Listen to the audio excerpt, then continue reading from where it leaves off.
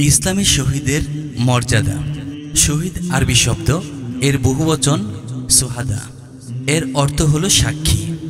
এছাড়াও এর অন্য অর্থ হলো আত্ম উৎসর্গ করা।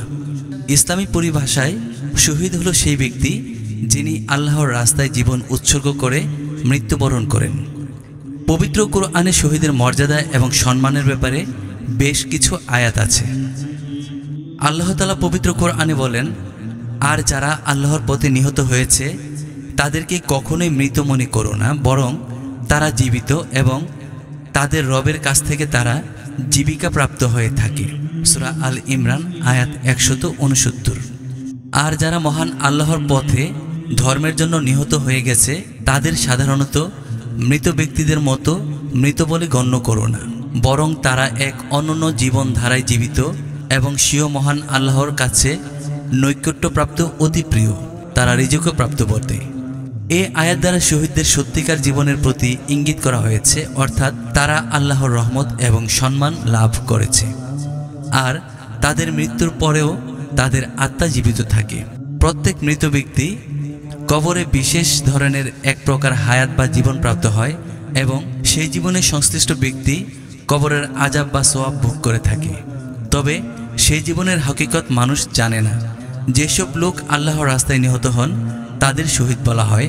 তাদের মৃত্যুকে অন্যদের মৃত্যুর সমপর্যায়ভুক্ত করতে নিষেধ করা হয়েছে, কেননা মৃত্যুর পর প্রত্যেকেরই বরজখের জীবন লাভ করে থাকে এবং সেই জীবনের পুরস্কার বা শাস্তি ভোগ করতে থাকে। কিন্তু শহীদগণকে সেই জীবনের অন্যান্য মৃতের তুলনায় একটা বিশেষ বৈশিষ্ট্যপূর্ণ মর্যাদা দান করা হয়। হাদিসে এসেছে, হযরত আব্দুল্লাহ ইবনে মাসউদ রাদিয়াল্লাহু এই আয়াত সম্পর্কে বলেন, আমরা এই আয়াত সম্পর্কে রাসূলুল্লাহ সাল্লাল্লাহু আলাইহি সাল্লামকে জিজ্ঞেস করলে তিনি বলেন, শহীদের আত্মাকে সবুজ পাখির পেটে রাখা হয়, ফলে তারা জান্নাতের যেখানে ইচ্ছা সেখানে ঘুরে বেড়াতে পারেন।